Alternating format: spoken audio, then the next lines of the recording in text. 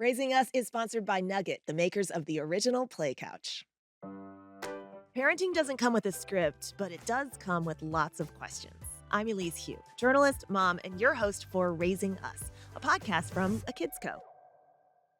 Today, we're talking about something a lot of families are facing right now or seeing a lot about in the news: immigration and family separation. With ICE raids happening in so many major cities, LA, Boston, Chicago, families are dealing with a lot of fear and uncertainty. Kids pick up on that confusion and worry, and how adults handle it can really show our kids what kindness and strength look like. To help us talk with our children about these heavy topics, we're going to hear from two guests. Later in the show, we're going to talk with Duncan Tonatiuh, an award winning Mexican American author and illustrator of several children's books, including Pancho Rabbit and the Coyote and Undocumented. But first, I'm chatting with Negin Farsad. She's a comedian, writer, a TED Fellow, a regular on NPR's Wait, Wait, Don't Tell Me, and the host of the podcast Fake the Nation. We start our conversation with her family's story of immigration. Negin Farsad, welcome to the show. Hello, I'm so excited to be here. Negin, how has your own personal or family experience with immigration shaped your understanding and your views on it? Well, it's funny because I think one of my very earliest memories is of my parents at their naturalization ceremony. I was born in the United States, so but my parents and my brother were not born here, so they all had to become citizens. And I was like in the audience as a little, I don't know, I was 3 or 4 or something, and I was holding a little American flag that they handed out. There was a lot of pomp and circumstance. It was quite beautiful. We were in Richmond, Virginia. Um, and I remember it kind of like, to be honest, like radicalized me as a true patriot. That one moment in life, you know what I mean? It kind of like set the stage for, I think, a lot of the work I ended up doing later on. But yeah, that's that. I'd say it had a big impact on me. This is all really helpful to just set things up because, from your experience, what do you think kids really notice about how adults handle situations like this, when it comes to, in the most extreme cases, when families are actually getting torn apart, but in a lot of our other cases, maybe just observing that this is happening either on the news or on the streets? Yeah, it's interesting because like I remember when I was voting for Kamala, was spoiler alert, you're speaking to a Democrat anyway. But I took my daughter with me to vote. I have a daughter who's 6, and she, I was like, oh, this is the democratic process and we vote, whatever. And she was learning about voting in school and stuff like that. So it was a good time. And I explained, and I was like, I was explaining to her my vote, and she's like, well, why are you voting for this instead of the other guy? And I was like, well, one of the reasons is like the other guy doesn't like immigrants. And she goes, well, that's our whole family. And I was like, yeah, so that's kind of sad, and she's like, oh. And it was interesting to see her put those puzzle pieces together, right? So I feel like there's moments like that where you kind of, and I'm not even trying to be too partisan, and really I'm mostly trying to instill in her like a sense of civic duty, a sense of patriotism. And I'm also really just trying to frame things as like what is patriotic and civic minded and neighbor minded, Yeah.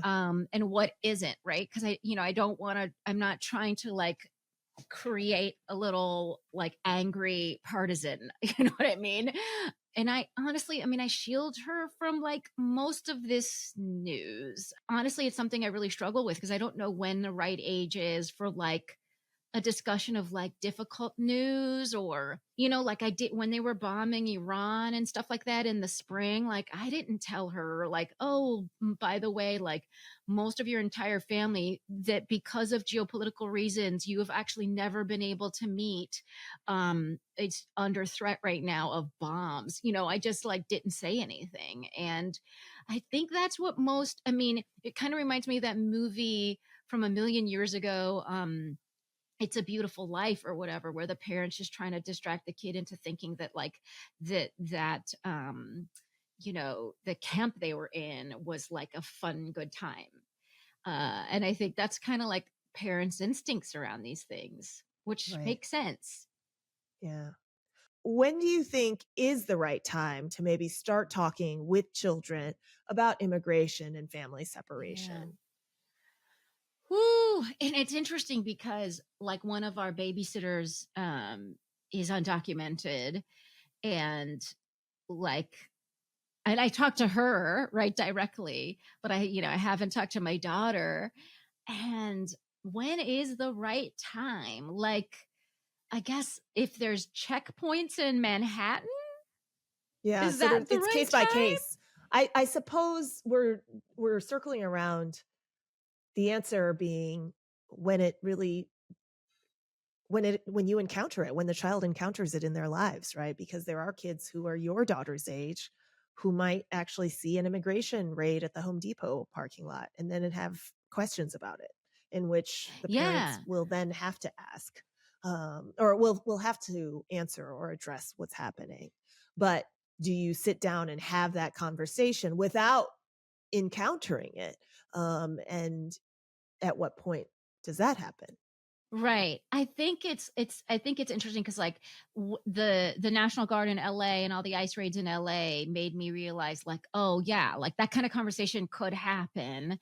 And that's when, it's interesting because my husband is Black, so our daughter is Black and Iranian. She's a Blaranian. And the thing that they like, as a Black man, he's kind of like has like a speech prepared for when she's like a tween or something about Yeah, like to talk dealing to with her about race, authority, right? Yeah, sure. to talk to her about race, to talk to her about like authority and the police and I don't non-escalation or something and whatever. And I think like it's interesting because I think like a lot of those conversations are happening. It's like the same kind of conversation, but it's about like ICE officials, and what do you do and what are your rights, and also like it's funny, there's a church nearby that's kind of doing stuff for immigrants, um who like it's on my to-do list to go to their seminar on rights because I'm not like even 100% sure what is the operational, what is the right that you have as an undocumented immigrant, as a green card holder, as whatever, like if you get stopped, like exactly what are you supposed to say. And it's interesting because I gotta be honest, I think it's like something I've been putting off just because like it's the most miserable item on my to-do list, you know what I mean, to like acknowledge that this is something I should know right now. I think like just exactly knowing what the rights are in them right now is important.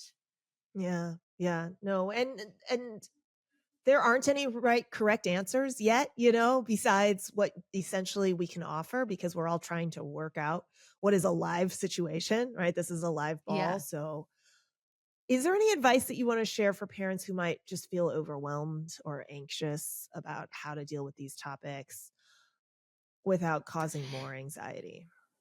Yeah. I mean, it's interesting because it's like,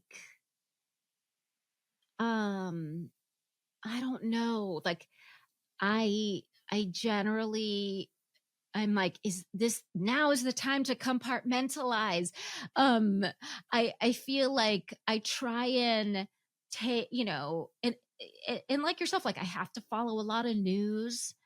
For my podcast we talk a lot about news, so I need to know what's going on, but at the same time like I don't want to be miserable, and I don't want to be like upset all the time, so I try and like kind of restrict my news intake to like certain hours of the day or certain days of the week so that it just doesn't take over my whole week. And honestly, like just like one egomaniac doesn't get to do that to me, um and so I think there's that. And then when it comes to kids, like obviously you have to be safe if we're dealing with like checkpoints and ice raids or whatever, um but also like the kids have to have fun, and they just have to know, it's funny because it's like I've like had my daughter memorize my phone number, or had my, like all of the things that you do, the safety precautions, you know um you still do, but they still have to like live a life. And it's interesting actually like seeing what they do, how they live in Iran, which is they still live a life, even though there's like a fear when they're on the streets. Yeah. So I don't know if I don't Well, know if well, that even feels like remotely helpful, but no, yeah. that leads me to another question, which is what have you observed your cousins or your family members in Iran do to make their kids feel safe under what's a far more authoritarian regime? Yeah, it's interesting because I think it was just like, and it's been 40 some odd years. They're alive 45 years. We have to live through this. We have to survive it, and change will come either incrementally or in one fell swoop. But we can't have a miserable life while it's happening. It's interesting because even, I remember hearing my aunts and uncles tell stories about like the Iran-Iraq war. And the stories were not about the death and destruction. It was about parties they would have during blackouts because of bombing raids, and the type of party and the card games and who won and who lost, and who pooped their pants, and like what I mean, just like because of something totally but chicken they ate, and like it was just they taught. It's crazy to hear people in obviously they could complain about the regime all day long, but that's not a life, right? They still find the joy in their life, and they create the joy for their children. And I don't know, it's funny because I often just like took that for granted, and I realized like that was a way they were able to not just survive, but like have some sort of a good life. And some sort of like agency, right? Yeah. In a system where they don't have as much agency. Right, So, because the government couldn't control literally every aspect. yeah. Even as it tried, it couldn't Yeah. control every aspect of their lives. Okay. All right, before we let you go, what dialogue or what conversations do you think parents should be having with their kids to support them if they are hearing these real stories of their friends getting detained or hardships or violence that's happening as a result of this real assault on undocumented Americans, or migrants generally, or people who are just getting racially profiled? Yeah. Yeah, I mean, I honestly like just having broken down the immigrant, what is an immigrant, which I guess I didn't even, it's interesting because kids don't even necessarily realize that they might be the product of immigration. You know what I mean? Like when I was talking to my daughter, I was like, "Oh, like your grandparents came from Iran and that makes them immigrants." And like, it's like she didn't even think that was like a special or unusual or anything, and it isn't, right? In America, that's not unusual. In fact, that's literally everyone. And so I feel like just even having the conversation about immigrants and why are they controversial, what is their role, like that was kind of eye-opening, I think, for my daughter, to hear that it was a political issue. I didn't She just sort of had no idea. And then also to like be like, what are reasons you celebrate immigration. Obviously she's in a bilingual school, like her whole world is like celebrating all of that. So I feel like talking about just like the role of immigrants in this country and also their current status politically is helpful for them to just understand that it's like happening, so they're not caught off guard, I think. If you could give parents one piece of advice about guiding their kids through tough situations like family separation and some of the detentions that we're seeing, what would that advice be? Yeah, that advice would be that remind them that all of this childhood, all of school, all of everything we learn from our elders is just to prepare us to be really involved citizens that can do good work. We're not here to just take down just to receive miserable authority from on high. It's something. It's a democratic process that we control, and there's ways that we have input. Okay. Negin Farsad, thank you so much. Thanks. Thanks so much for having me. With all the tough news that we're seeing about immigrants facing arrests, detention, or deportation, talking about migration and family separation with kids can feel pretty difficult as well. To help us out after the break, we're going to be talking with Duncan Tonatiuh. He's an award winning author and illustrator who tells stories with warmth and honesty, using a style inspired by ancient Mexican art. His books help kids really get what migrants go through, showing the hopes, fears, and strength behind those journeys. Welcome to the show. Thank you. Thank you for having me. Let's start with your children's book that talks directly about migration. It's called Pancho Rabbit and the Coyote. Tell us what it's about and what inspired you to write it.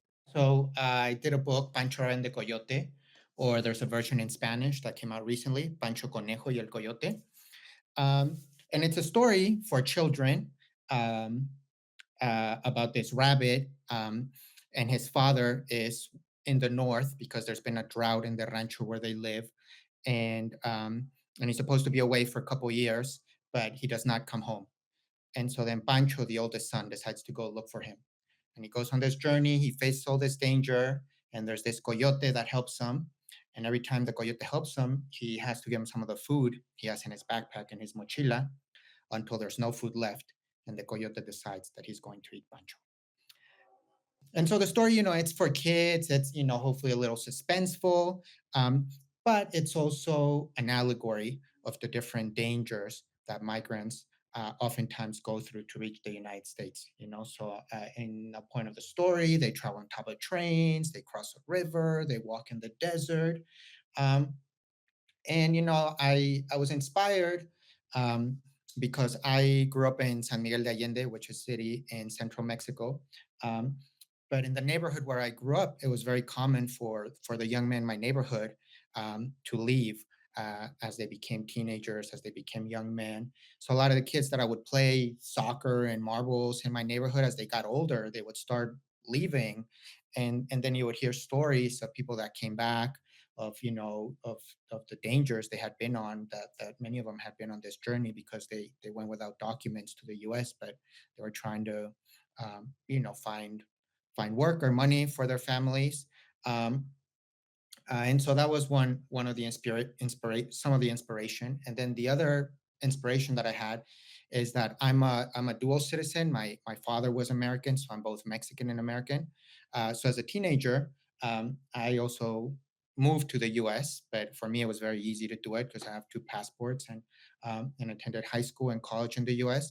Um, but but in the US, I met a lot of people that had come without documents, and they would tell me of their journey, but also of the challenges they were facing in the United States. The how hard sometimes their working conditions were, or how much they missed. Maybe their mom, their children, who they hadn't seen in years because they were scared that if they went back, they wouldn't be able to return to the jobs in the US.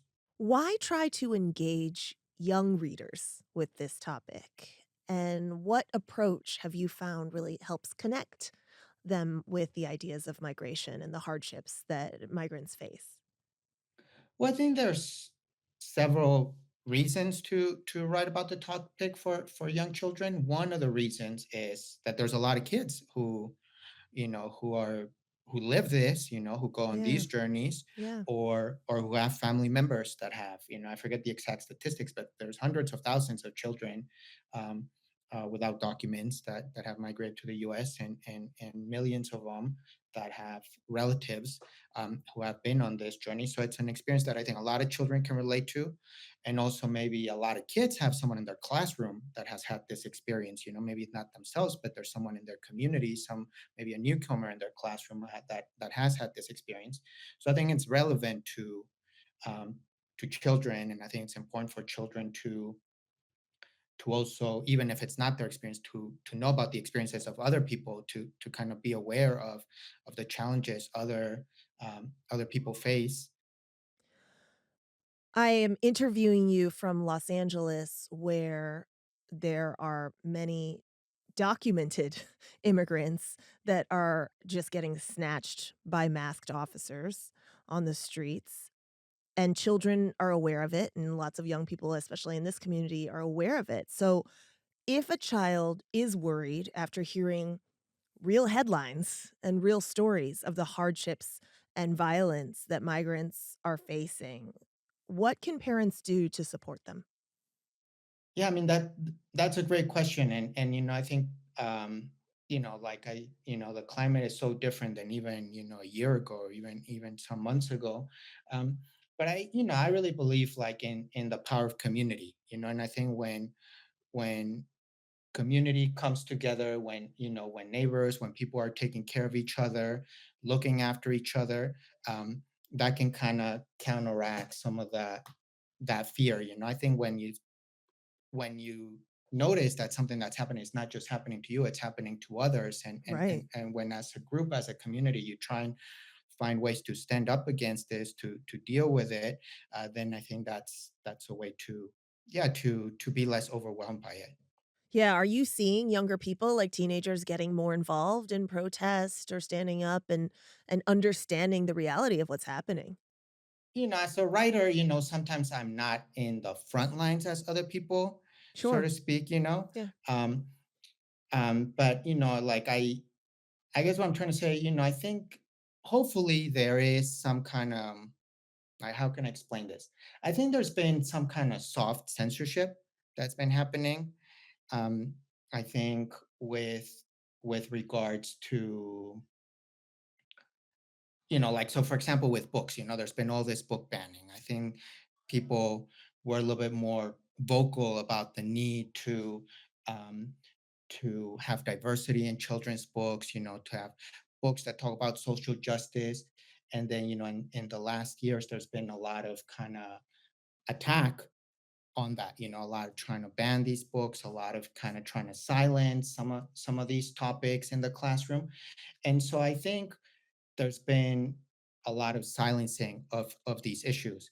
I think now things have gone so extreme, Right. that hopefully I think people are kind of a little bit more vocal again and standing up against it, and finding ways, just because the kind of the kind of the prejudice, the cruelty, the just the kind of the attacks are just so kind of blatant, that hopefully that's inspiring young people to take action.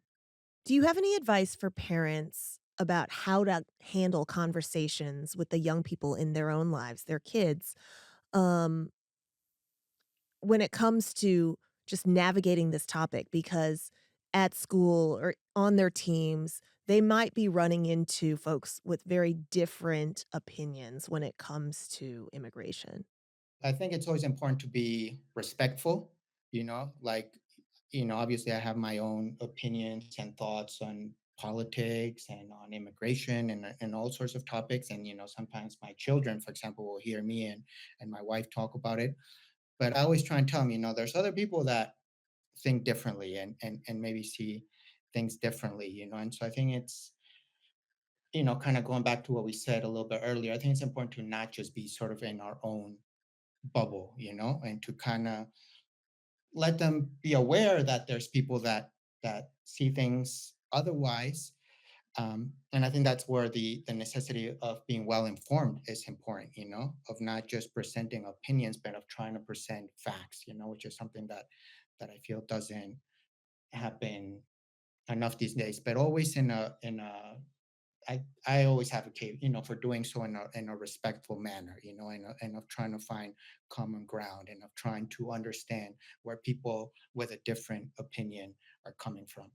What are some ways that we can foster that kind of respect, that kind of compassion, and help our kids grow up into the kinds of compassionate people and adults who understand nuance and try and understand each other, especially when it comes to really heated topics like immigration? Well, I think one very, I guess, maybe obvious but important piece of it is to talk about it, you know, because I think there's, going back to children's books, in like maybe sometimes people think like, oh, children's books shouldn't like talk about that, or like, like why talk about segregation or slavery or immigration or different topics that are going to make like children feel bad, you know? But I think it's important to talk about those topics. Obviously, you have to be sensitive and try and present it at their age level and do it, in a way that they can relate to. You don't want to like traumatize children and show them something awful or something. But I do think it's important to acknowledge that that's reality, that things that happened in the past, things that are happening, and do it, but do it in a way that kids can relate to. One thing that I like about making books for children is that I don't think they need to have a happy ending, but I do think they need to have something positive. I think that's always something that I try and think about when I make books. That um, I think they can be about challenging topics, but I want kids to feel hopeful at the end in some way, or promote something positive within the story.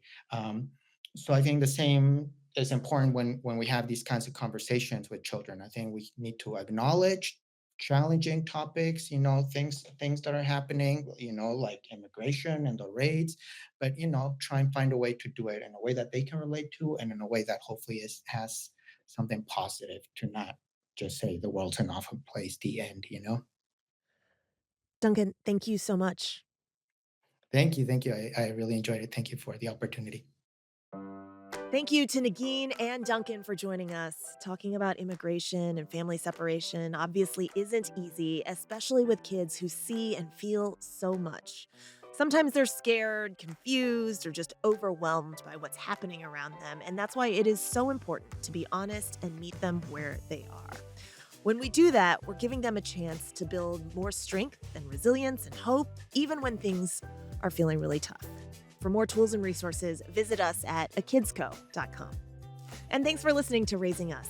If this episode resonated with you, share it with someone who needs to hear it. And don't forget to subscribe or follow us on YouTube, Apple Podcasts, Spotify, or wherever else you get your shows. Raising Us is sponsored by Nugget.